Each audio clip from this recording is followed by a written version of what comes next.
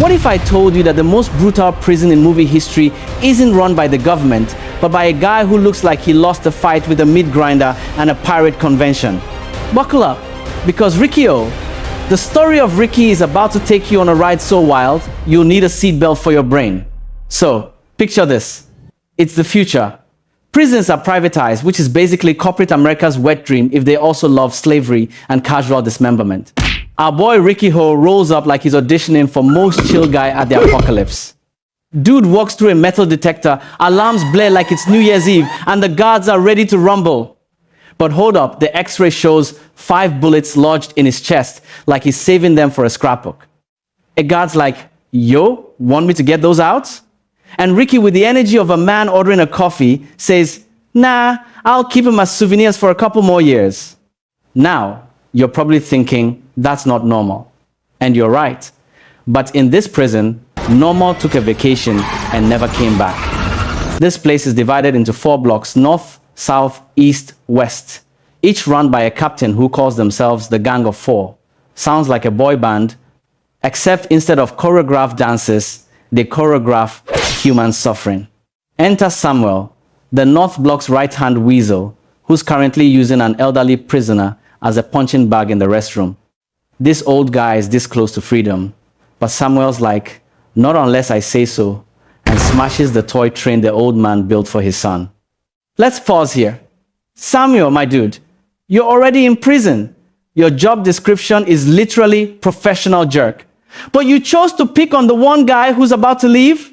You couldn't just let him walk? No, you had to destroy his emotional support choo-choo. The smart play? Let grandpa go. Keep your face unnailed. But Samuel's playing 4D chess against himself. So of course the old man snaps, grabs the woodworking plane, and charges.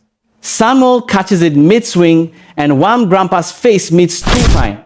Riki hears the commotion, strolls in like he's checking the mail, and trips Samuel so perfectly that this human garbage can land face first onto a plank covered in nails. Chef's kiss.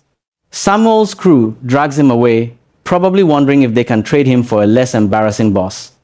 Later, with his face looking like a pincushion, Samuel plots revenge.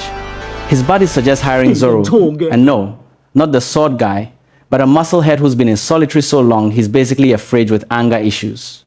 Samuel bribes a corrupt guard with his special inmate salary, which I assume is cigarettes and expired ramen, to spring Zorro early. But here's where the movie punches you in the gut. Guards corner the elderly prisoner again, deny his release, and falsely accuse him of writing letters to his family. They beat him while he's down, and that night, the old man hangs himself. The inmates whisper about how unfair it was he only ran someone over while rushing his pregnant wife to the hospital. Riki overhears, heads to the yard, shatters the chains holding the body, and places the now perfectly repaired toy train back into the deceased man's hands. Yeah, this movie has layers, like an onion, that also punches you. Next morning, showers. Because nothing says plot progression like communal bathing. Zorro appears in the doorway like an angry refrigerator that learned to block doorways. He launches a punch that sends Riki flying across the room into the opposite wall. But Riki stands up, meets the next attack, and his fist goes straight through Zorro's stomach. I'm talking full-on hole-in-one. Samuel rushes in with a spike through Riki's palm, and Riki doesn't even flinch. He just breaks Samuel's fingers like he's snapping twigs and delivers a punch that could decommission a tank. Guards yell, surrender, but they're interrupted by Captain High of the North Block, who wants Riki in his crew. Riki's like, hard pass. Back in his cell, Riki suddenly clutches his chest in pain, and we flash back to high school Riki visiting his parents' grave. There he meets his uncle, Shang Kui, a kung fu master, who looks like he stepped out of a mystical mountain and into this chaos. Shang Kui blocks Riki's furious attack like he's swatting a fly and decides, yep, this kid's got potential. Cue training montage at a cemetery where Riki learns to smash boulders and take chest shots like they're compliments. Riki's dragged before the deputy warden. Cyclops, a charming fellow stuffing his face with steak, sporting an iron hook for a hand and a fake eye that probably has its own zip code. Cyclops grills Riki about killing a gangster and his 2 missing ears. Riki stays silent, so Cyclops shows him a letter with a photo of his girlfriend, then hooks Riki's hand and punches him in the face. Cyclops, you absolute walnut. You've got a guy who punches through people for breakfast, and your place to threaten his girl while he's right there. You couldn't have, I don't know, kept the photo in a safe? Hired more guards? No, you went with provoke the human wrecking ball. Predictably, Riki snaps the desk in half, throws a guard like a frisbee, deflects a bullet with a metal tray, because of course he does, pins Cyclops to a corner, and almost kills him before taking the photo back and strolling out. In his cell, Riki plays the flute, remembering happier times with his girlfriend Yen. But happiness in this movie is just a setup for more trauma. Next morning, Samuel's minion, now bossless, faces justice from prisoners he bullied. Captain Hai stops the execution, but a prisoner named Kwan protests and challenges Hai's authority. Hai slashes Kwan's face with a blade, and before things get worse, Cyclops grabs Kwan with his hook because he's got a lesson planned for Riki. In the prison yard, Hai ties Kwan to a giant wooden cross. Hai actually respects Riki and regrets fighting him, but the inmates warn Riki. Once Hai shows his tattoos, there's no stopping him. Hai hurls glass shards at Riki's eyes, temporarily blinding him. Riki collapses, arm bleeding, but manages to rinse his eyes. The inmates rally behind him, and in one move, he dodges Hai's knife, knocks out Hai's eye, wraps his injured arm to stop the bleeding, and delivers a final punch that puts Hai down. Riki pulls the massive wooden cross from the ground, but Kwan's already gone. The inmates rise up, charging at Cyclops, but the remaining 3 captains protect him. Everyone wants Riki to take revenge and eliminate the Gang of 4, but Riki carries Kwan's body away instead, refusing the path of vengeance. Cyclops, seeing an opportunity, offers Riki the North Block captain position, but Riki's attention is on Alan, Hai's godson, mourning his fallen father. Riki teaches him to play music with a leaf, but Alan can't make a sound. Why? The captains took his tongue to keep him quiet. Moved by this, Riki gives Alan his flute. In return, Alan gives him poppy leaves, a gift from the South Block captain. Riki realizes the captains are running an illegal opium plantation inside the prison. The captains gather to discuss Alan, who sided with Riki. In a crude twist, they display Hai's body, claiming Riki disrespected it, then kill Alan and leave his body in the yard as a warning. Devastated, Riki smashes the flute. Cyclops is furious the plantation's secret leaked, but Riki's already torching the poppy fields, burning the empire down. South Block Captain Hang Chun confronts Riki with deadly kung fu and lands a brutal blow straight to his heart. Meanwhile, inmates try to escape. Cyclops panics hearing the prison director returns soon from Hawaii. He orders Plan Zero activated. Riki, clutching his wound, recalls his master's teachings and rises to face all 3 captains. One entangles him with rope knives, but Tarzan the Brute steps in, claiming the kill. As they argue, automated gun systems activate, bullets rain from walls, and everyone scrambles. Tarzan grabs Riki and drags him into a room that starts filling with liquid cement. Riki punches through the iron door, pulling the stunned captain to safety. Cyclops confronts Riki on the stairway, but as Riki moves to strike, the cement sets, locking him in place. Cyclops captures him, and the next day, the prison director arrives with his spoiled son, Wang. Wang trips on the red carpet, and the director orders a prisoner to lose an eye for laying it poorly. That's the level of petty we're dealing with. The director lays into Cyclops over the chaos and burned plantation. Cyclops presents Riki, encased in cement from head to toe, like failed modern art. But Riki spots the guest, breaks free in a flash, grabs the director through the cell bars, vowing to punish him for his drug empire.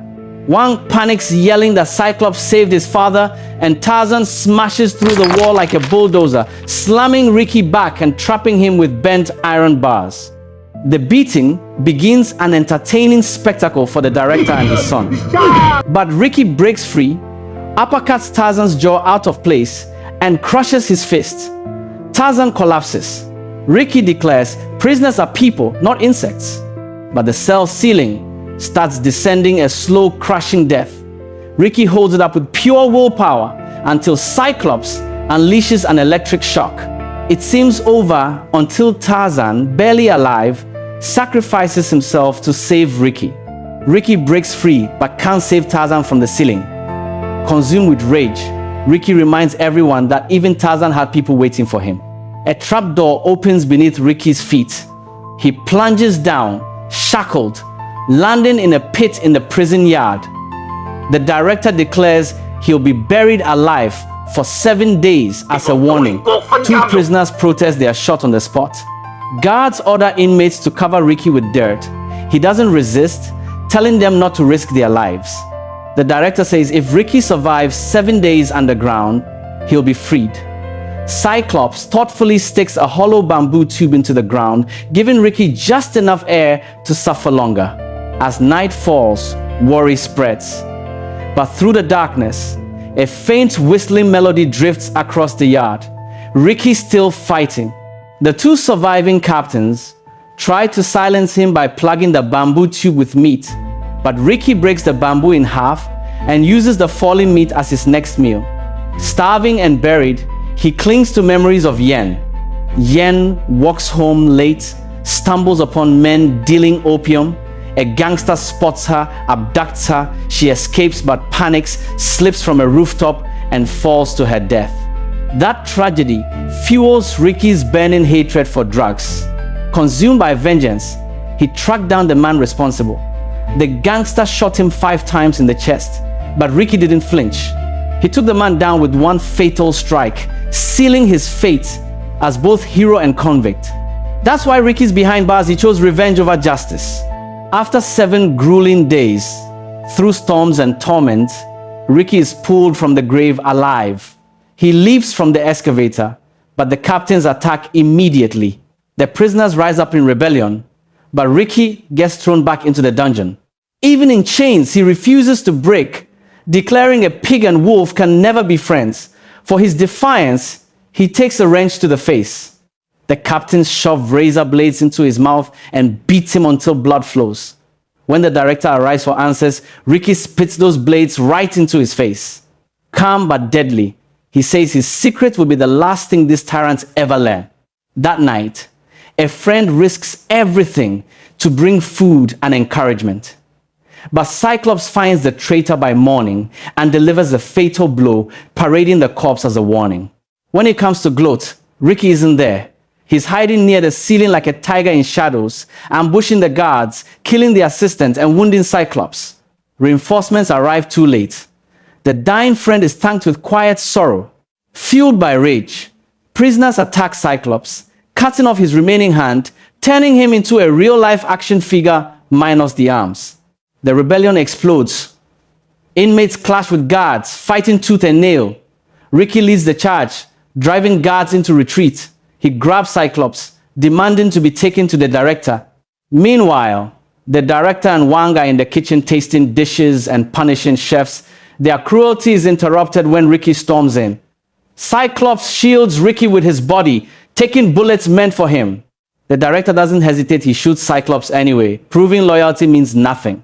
The remaining captains attack Riki's allies, while he faces 2 martial arts masters. One, Kwanu, scalds him with boiling water, but Kama strikes fast. His leg gets stuck in a barrel, and Riki severs the limb. The last captain runs, but the director has no room for cowards and ends him with an exploding bullet. Messy, but efficient. But the director is no ordinary man. He transforms into a massive, grotesque giant and challenges Riki to a final duel. The monster smashes Riki through a stone pillar, but Riki punches clean through the beast's body. Still, the director doesn't fall. His strength grows with every attack, feeding off Riki's energy. But Riki's done playing games. Gathering his strength, he hurls the director into a giant meat grinder. The machine roars, and just like that, the tyrant is reduced to nothing. Victorious, Riki walks out, holding the severed head of his enemy. He ends the chaos, calling off the fight between inmates and guards. Then, with one final act, he tears down the prison wall, leading his fellow prisoners to freedom. And that's how Riki turned a nightmare into a victory. If you want to know the name of this epic movie, check the description. Meanwhile, drop a comment about any crazy over-the-top films you've watched lately. Don't forget to hit like and subscribe so we can keep bringing you more insane stories like this one.